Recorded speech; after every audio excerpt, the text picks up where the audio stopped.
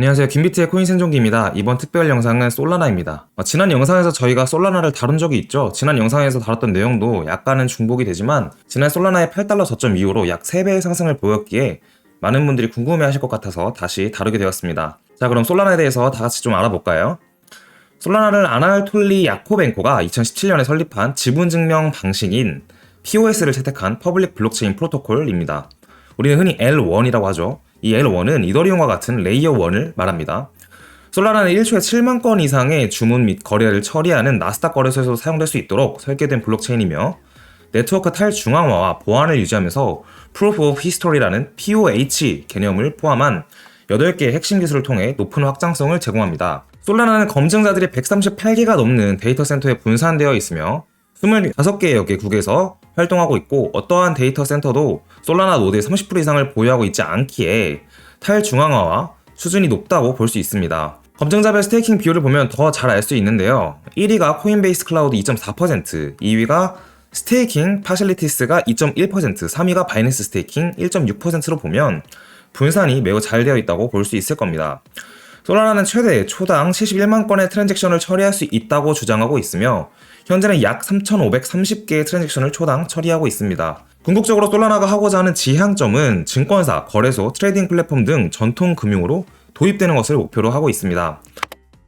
솔라나의 토큰인 솔은 스테이킹, 수수료, 거버넌스 참여 이렇게 세 가지로 토큰의 사용처를 나눌 수 있으며 전체 발행된 토큰 수는 약 5억 3,800만 개, 현재 유통량은 3억 7천만 개 정도로 전체 발행량 중 68.8% 정도가 유통되고 있다고 보면 될 것 같습니다. 솔 토큰은 시간이 갈수록 인플레이션이 점차 낮아지는 디스인플레이션 구조를 가지고 있습니다. 지난 솔라나 특별 영상에서 다뤘던 내용이 생각이 좀 나네요. 인플레이션율 자체가 매년 15%씩 감소되게 설계되었으며 최종적으로 1.5%까지 감소될 예정입니다. 따라서 시장에서 매수 매도를 제외하고 토큰의 이코노미로만 봤을 때는 인플레이션이 줄어드는 게 맞긴 해요. 이러한 솔 토큰의 초기 분배는 커뮤니티 리저브 펀드의 39.5%, 시드라운드 투자자에게 16.5%, 파운딩 세일 투자자에게 13.1%, 팀 13%, 솔라나 재단 10.7%, 밸리데이터 투자자에게 5.3%, 전략적 투자자에게 1.9%를 할당하였습니다. 솔라나는 18년 6월 1일 코스모스 캐피탈에게 프리시드를 받았고요. 그해 9월 26일에 블록월 매니지먼트 회사에서 시드를, 그리고 19년 6월 30일에 멀티코인 캐피탈, 패스포트 캐피탈에게 시리즈 A를 투자받았고, 사실 앞에는 모르지만 멀티코인 캐피탈은 좀 되게 유명하죠. 그리고 20년 3월 26일 코인리스트라는 사이트에서 이제 공개 세일인 ICO를 했고, ICO는 개인들에게 투자를 받는 거죠. 그리고 21년 3월 25일에는 거래소인 OKEX와 얼리VC에게, 그리고 21년 6월 9일에는 굉장히 유명한 A16즈, 안드레슨 호리치라고도 불리죠. 그리고 폴리체인 캐피탈에게 투자를 받았습니다. 이러한 백그라운드와 토큰 이코노미가 잘 짜여진 솔라나는 사실상 FTX와 알라메다의 전폭적인 지원 덕분에 짧은 시간 안에 엄청난 성장을 이루어냈는데요. FTX 사태가 솔라나 생태계의 성장 속도 둔화 및 프로젝트 이탈로 이어질 수 있다는 의견이 좀 많았죠. 그러니까 실제로 FTX의 그 샘이 솔라나를 엄청나게 밀어주고 솔 자체가 어떻게 보면 샘의 회사 코인 아니냐 이런 얘기가 있을 정도였는데요. 뭐냐면 이제 솔라나의 토큰이 언락되는 과정에서 샘이 이제 FTX의 대표였잖아요. 자기가 트위터에서 모든 솔라나를 사겠다라고 하면서 실제로 코인이 엄청나게 가격이 오르기도 했고 이제 그런 것 때문에 FTX와 솔라나가 연관이 되게 있다라고 보는 게 약간 정석적인 생각이었죠. 근데 생각보다 FTX 사태 이후로 솔라나는 긍정적인 요인이 좀 많았습니다. 먼저 솔라나 생태계 프로젝트들인 솔렛, 스타 아틀라스 등 FTX의 트레저리 자금을 보유하고 있었던 일부 프로젝트들을 제외하고 직접적인 피해는 제한적인 편이었고 트랜잭션 수는 안정적으로 유지되고 있었고 검증자 노드 수는 또한 약 2122개, 스테이킹 풀에 예치된 솔 토큰 비율은 71.5%로 FTX 사태 이후 검증자 수는 약 100개의 노드, 스테이킹 비율은 약 2.8%만 빠졌기에 큰 타격으로 보여지지 않았습니다. 게다가 유저 수는 소폭 감소하였었으나 최근 들어 다시 FTX 사태 이전 수준으로 회복을 하기도 했습니다. 여전히 전체 L1 네트워크 중 이더리움에 이어 두 번째로 가장 많은 개발자들을 보유하고 있으며 NFT 시장에서 유의미한 성장을 이끌어내고 있기도 합니다. 최근 후오비에 상장되며 큰 인기를 끌었던 솔라나 버전의 시바코인인 본크의 경우도 큰 상승을 하였고 솔라나 자체의 개코인으로 밈이 되기도 했습니다. 다만 부정적인 요인으로는 디파이 섹터에서 토큰 가격 하락과 함께 TVL 자체가 급감하여 FTX 이전에 비해 약 3토막이 난 상황인 부분은 약간 부정적으로 보여지기도 하네요. 이러한 솔라나는 지난해 어떤 이슈들이 있었는지 같이 체크를 해볼까요? 일단 급격한 트랜잭션 증가에 의한 네트워크 퍼포먼스 저하, 셧다운 등으로 2022년 한 해 동안 24번의 네트워크 장애가 발생하기도 했습니다. 이러한 부분을 보면 느리더라도 절대 뻗지 않는 것 같은 이더리움이 대단해 보이기도 하고 21년 불장에서 매일 한결같이 뻗었던 클레이튼이 생각나기도 합니다.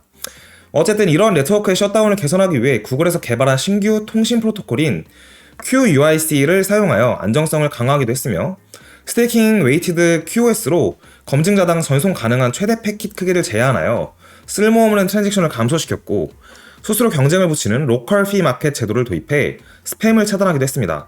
가끔 이더리움에서 개인 지갑인 메타마스크를 사용하다 보면 나도 모르게 들어온 스캠 코인들이 좀 있거든요. 그런 것을 미연에 방지했다고 보면 좀 좋을 것 같습니다. 또한 현재는 솔라나에서 트랜잭션 자체 크기를 증가시키려고 하고 있기도 합니다. 2022년에 26번의 해커톤 대회를 개최하여 생태계 확장에 큰 관심을 기울이고 있으며 해커톤을 주최할 때마다 참가하는 프로젝트 수가 증가하고 있고 22년 8월에 개최한 솔라나 썸머 캠프에서는 750여 개의 프로젝트들이 참가하기도 했습니다. 물론 이 부분은 솔라나 자체가 커지고 있음을 체감하기도 하지만 한편으로는 개발자들의 나이대가 좀 어려지고 블록체인 개발자들이 많아지고 있기 때문이 아닌가라는 생각도 듭니다. 지난해 같은 경우 솔라나들은 이름만 들어도 아는 대기업들과의 협업이 특히나 많았던 것 같은데요.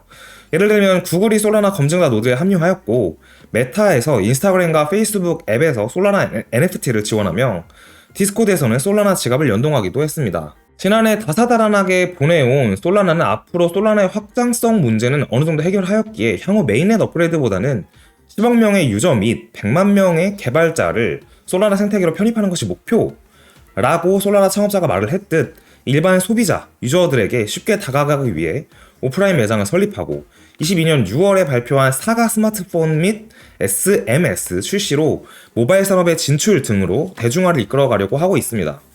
현재 솔라나가 모바일 시장에 진출하면서 하고자 하는 부분이 열악한 소프트웨어 개발 환경을 개선하고 30%라는 높은 수치의 현재 웹2 앱스토어의 수수료를 절감하려고 하며 웹3 자체의 대중의 선택을 받기 위한 여러가지 시도를 하고 있다고 볼 수 있어 보입니다. 현재 솔라나는 D앱스토어를 만들어 모바일 컨텐츠를 증가시키려고 하고 올해 1월부터 솔라나 프로젝트를 대상으로 D앱스토어 온보딩 지원서를 받고 있기도 합니다. 이 부분은 이더리움도 조금 본받으면 좋지 않을까 싶긴 하네요. 사실상 게임 산업도 PC가 아닌 모바일에서의 수익이 더 크게 이루어지고 있는 세상이니까요. 당장 우리도 눈 뜨면 휴대폰을 할 수 있는 게 너무 많잖아요.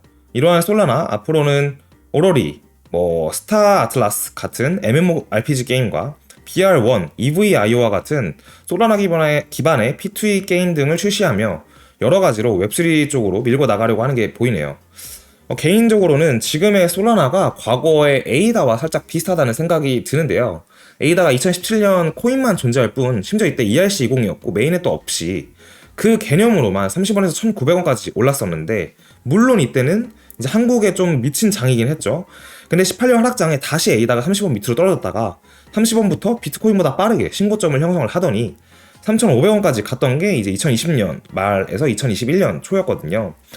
현재 솔라나도 엄청난 상승을 20년도 1,200원대부터 21년도에 31만원까지 올랐었고 다시 8달러인 만원까지 빠진 걸 보면은 다음 상승장에 에이다와 같이 한번 혼자 신고점을 빠르게 찍지 않을까라는 생각도 좀 듭니다.